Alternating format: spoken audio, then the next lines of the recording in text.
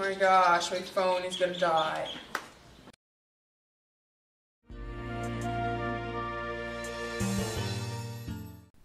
Hey Rigo, what you doing? I'm just plugging my cell phone into this non-wind energy source. Why would you do that? Because it's more convenient, like McDonald's versus Safeway.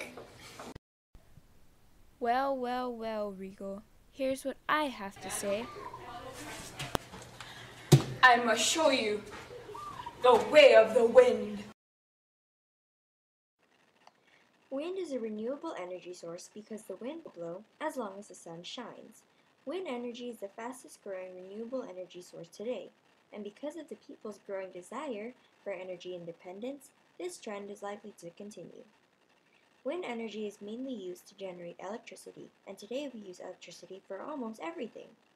Like old-fashioned windmills, today's wind machines use blades to collect the wind's kinetic energy. The wind flows over the blades, causing them to turn. The blades are connected to a drive shaft that turns an electric generator to produce electricity. In 2008, wind machines in the United States generated a total of 52 billion kilowatt hours. It was enough electricity to serve 4.6 million households, or to power the entire state of Colorado. Wind turbines do not release emissions that pollute the air or water, and they do not require water for cooling. They may also reduce the amount of electricity generated from fossil fuels, therefore reducing the amount of air pollution, carbon dioxide emissions, and water use of the fossil fuel power plants. The major waste products of wind energy are those from manufacturing, transportation, installation, maintenance, removal, and disposal of equipment. Wind energy does not directly create any waste products like other energy sources such as fossil fuels. Majority of the waste created is carbon dioxide and different chemicals released in very small amounts in comparison with other energy producers. Wind energy can be found all over the world, like Sweden, Hawaii, Canada, Spain, Great Britain, Denmark, Germany, and India. Wind turbines can be found on mountains like the ones on Maui, lowland plains, flat or widely open areas, valleys that display wind tunneling, and most likely in extremely windy areas.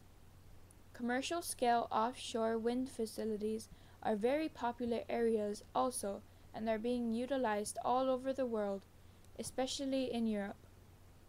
New developments are being explored as well to find other places for wind farms to be built. Scientists are currently doing research on how to store the electricity that wind energy produces. Wind energy is currently not as reliable as other sources because of the variation in wind speeds in certain areas at certain times of day or year. As soon as this setback is resolved, wind energy will become the most reliable source of energy. Here are some facts about wind energy. Wind speed increases with altitude. The top 5 wind power producing states with the most wind production were Texas, Iowa, California, Minnesota, and Washington. Denmark ranks 9th in the world in wind power capacity, but generates about 20% of its electricity from the wind. The world's largest wind farm, the House of Hollow Wind Energy Center in Texas, has 421 wind turbines that generate enough electricity to power 220,000 homes per year. Wind energy propelled boats along the Nile River as early as 5000 BC. There are also some disadvantages to having wind power. One, they're very expensive. The cost for a commercial-scale wind turbine in 2007 ranged from 1.2 million to 2.6 million per turbine installed. Also, a 10 kilowatt machine, the size needed to power an average home, might cost $35,000 to $50,000. Also, wind is an unreliable factor that always varies and is rarely stable. There is also no technology yet developed to store extra energy produced by wind turbines. The environmental impact is that turbines are a threat to native birds and migrating species. There is also a bit of noise pollution, about the sound of a small jet engine. However, there are many advantages to having wind energy. It can produce anywhere from 40 to 90% of homes' electricity, and it's also a great way to generate energy in remote areas.